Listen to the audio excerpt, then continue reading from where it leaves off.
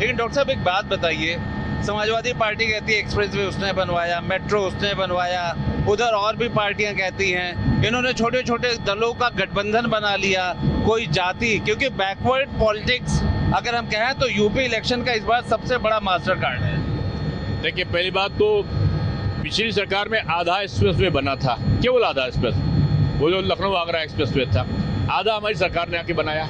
इस समय हम लोग 5 एक्सप्रेसवे बना रहे हैं। वो आधा बनाए थे, हम 5 एक्सप्रेसवे बना रहे हैं। उन्होंने आधा मेट्रो चलाई थी केवल हुसैन चारबाग तक का हवाई अड्डे से, हम लोग मुंशी पुलिया तक ले गए लखनऊ की। अब हम 6 मेट्रो संचालित कर रहे हैं। वो उनके समय 2-3 हवाई अड्डे थे, आज 14 हवाई अड्डे संचालित हो चुके हैं, 22 हवाई अड्डे बनने की तरफ अग्रसरित है।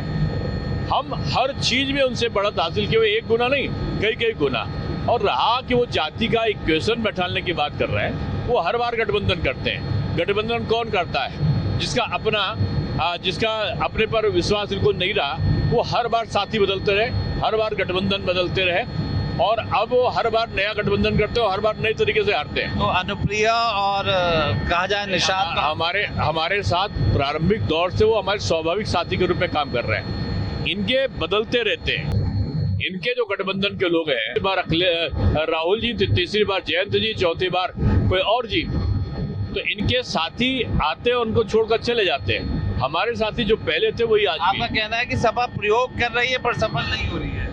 कभी भी अपने साथियों के साथ ये न्याय नहीं करते, और इसीलिए सहयोगियों के नेता भले आ गए होंगे, मतदाता हमारे ही साथ है। अच्छा, जिस उन्नाव में जा रहे हैं ओबीसी डोमिनेटेड है, ड्रिवन है, यहाँ पे क्या लगता है आपको? और कुलदीप सिंघल भी एक ऐसा फैक्टर रहा जो उन्नाव को लेकर के कहीं ना कहीं हमेशा चर्चाओं में। देखिए, उन्नाव वीर भूमि है, साहित्यकारों की भूमि है, उन्नाव धर्मपरायण लोगों की भूमि है, और जो भारतीय जनता पार्टी ने भारतीय संस्कृति के उन्नयन में, साहित्य और संस्कृति के सृजन में, उसके समृद्धि में जो काम किया है, मैं समझता हूँ कि उन्नाव का आम आवाम बीजेपी के साथ है।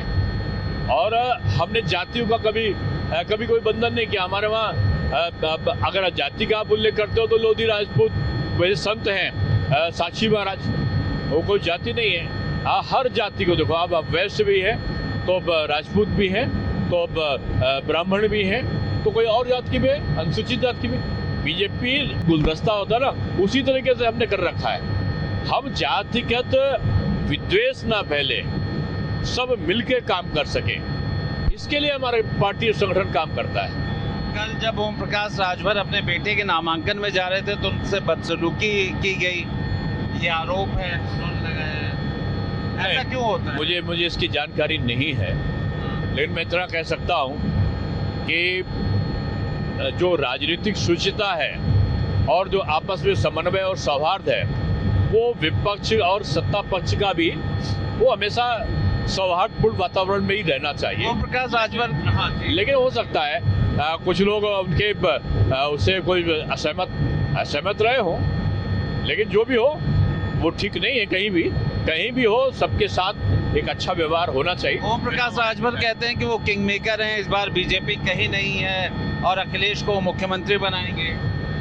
आपके साथ रहे हैं, इसलिए आपके रिएक्शन भी लेना जरूरी है। अब देखो, कौन मेकर है और कौन जो है कुछ और बनेगा, ये तो भविष्य हवाई बात है इस वक्त उनके। नहीं, ये भविष्य गर्द में है। लेकिन इतना है, किंग मेकर हमारी जनता है, और जनता ही बनाती है और जनता ही बिगाड़ती है, और जनता बार बार विचारों